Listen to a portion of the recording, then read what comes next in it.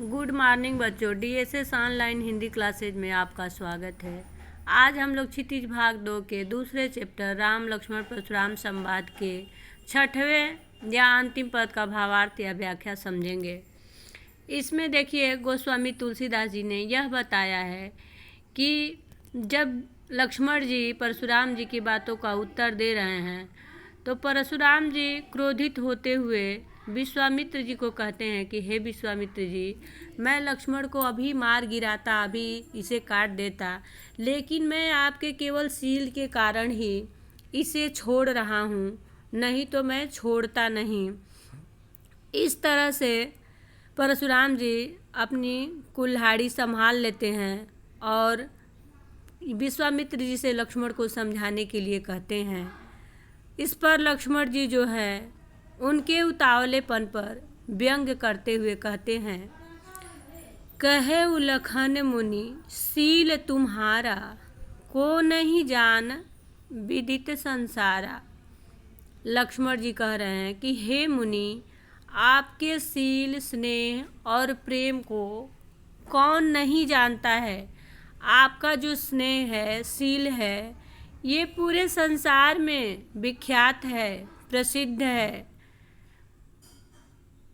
माता पिता ही उरिन भय नीके, गुरु ऋण रहा सोच बड़ जी के। आप अपने माता और पिता के ऋण से मुक्त हो चुके हैं। अब केवल गुरु का ही ऋण बचा हुआ है और जो आपके मन को और व्याकुल कर रहा है। आपके मन में ये बहुत बड़ा सोच है कि मुझे अभी गुरु का ऋण भी चुकाना है। सो जन हमरे ही माथे काढ़ा, दिन चली गए ब्याज बर बाढ़ा। और ऐसा लग रहा है कि ये गुरु का ऋण जो है हमारे ही माथे काढ़ा है, अर्थात हमें ही इसे चुकाना है। और काफ़ी दिन बीत जाने के बाद इसका ब्याज भी और बढ़ गया है। अब आनीय व्यवहारिया बोली, तुरंत देव मैं थैली खोली। और आप किसी बड़े हिसाब करने वाले को, आप किसी व्यापारी को यहाँ बुला लाइए जो व्यवहारिया बोली बोलता हो, अर्थात हिसाब किताब जानता हो, और वो जितना हिसाब बताएगा उतना मैं अपनी झोली को खोल करके, अपनी थैली को खोल करके तुरंत दे दूंगा, उसका हिसाब मैं चुका दूंगा। सुनिकटु बचन कुठार सुधारा, हाय हाय सब सभा पुकारा। इस तरह से लक्ष्मण जी के कठोर वचनों को सुन करके परशुराम जी जो हैं फिर अपने कुल्हाड़ी को संभाल लेते हैं।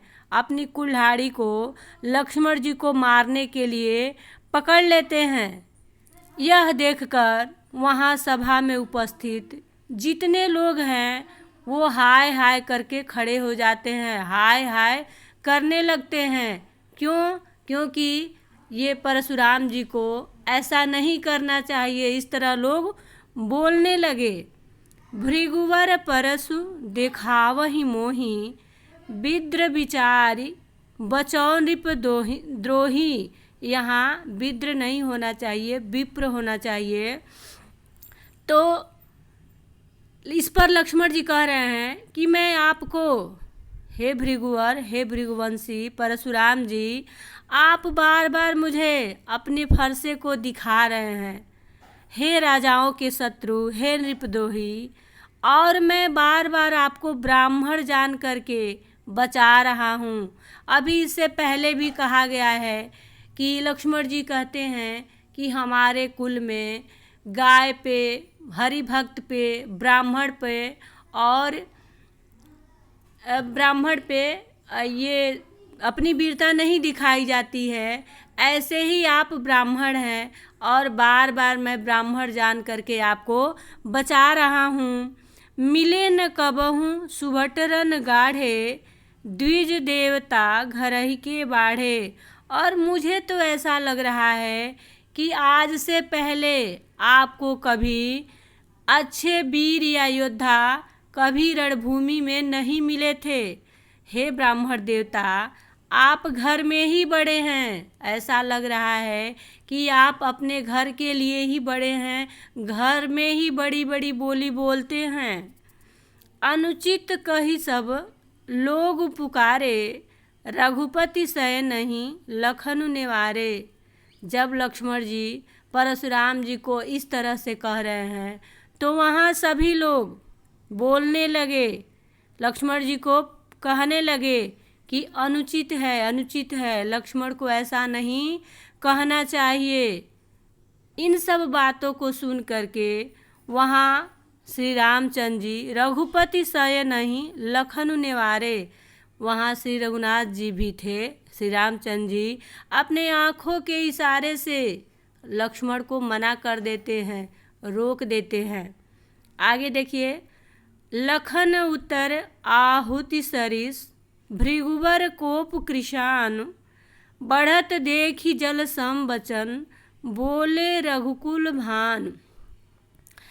इस तरह से, जिस तरह से आहुति है वो अग्नि में गिराई जाती है, जब आहुति को अग्नि में गिराएंगे तो आहुति जो है ठीक तरह से अच्छी प्रकार से जलने लगेगा।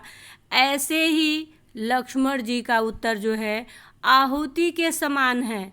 और भृगुवर कोप, ये भृगुवंशी जो परशुराम जी हैं उनका क्रोध, कोप मतलब क्रोध, अग्नि के समान है। तो यहाँ अग्नि में जब आप आहुति डालेंगे तो आहुति जलने लगेगा। कहने का अर्थ ये है कि ये तो परशुराम जी अग्नि हैं, उनका क्रोध अग्नि के समान है, और लक्ष्मण जी का वचन जो है वो भी क्रोध युक्त है, तो वो आहुति के समान है। इसलिए दोनों का ऐसा क्रोध युक्त वचन जो है एक दूसरे के क्रोध को और बढ़ा रहा है। लक्ष्मण का यह वचन जो है परशुराम जी के क्रोध को और बढ़ा रहा है। और इस तरह से परशुराम जी के बढ़ते हुए क्रोध को देख करके, बढ़त देखी जल सम वचन, बोले रघुकुल भान। ये रघुकुल के सूर्य जो हैं श्री रामचंद्र जी, वो इन दोनों के क्रोध को बढ़ते हुए देख करके इनको शांत करने के लिए शीतल वचन, शांत वचन बोले। इसका काव्य सौंदर्य देखिए, इसमें लक्ष्मण का व्यंग और क्रोध युक्त स्वभाव का वर्णन किया गया है। यहाँ लक्ष्मण जी व्यंग करते हुए कह रहे हैं कि मातहि पितहि उरिन भय नीके, गुरु ऋण रहा सोच बड़ जी के। जबकि माता के ऋण को कोई चुका नहीं पाता है, यह लक्ष्मण जी परशुराम जी पर व्यंग कर रहे हैं। और देखिए कि यहाँ लक्ष्मण जी का वचन जो है व्यंग युक्त है, और परशुराम जी का जो स्वभाव है वो क्रोधित है। तो लक्ष्मण जी के इस तरह से वचनों को सुन करके ये जो परशुराम जी है उनका क्रोध और बढ़ रहा है। इसलिए उनके क्रोध युक्त जो अग्नि है उसमें लक्ष्मण जी के वचन जो है घी के समान साबित हो रहे हैं। सोजनु हमारे ही माथे काढ़ा में उत्प्रेक्षा अलंकार है। हाय हाय में पुनरुक्ति प्रकाश अलंकार है। इसमें वीर तथा रौद्र रस का प्रयोग किया गया है। दोहा तथा चौपाई छंद का प्रयोग किया गया है। इसकी भाषा जो है वो संगीतात्मकता है, अवधी भाषा है, और इसमें प्रवाहमय विद्यमान है। और देखिए भृगुवर कोप कृशान और रघुकुल भान में रूपक अलंकार है। और प्रत्येक पंक्ति में अनुप्रास अलंकार की छटा दर्शनीय है। आज के लिए बस इतना ही।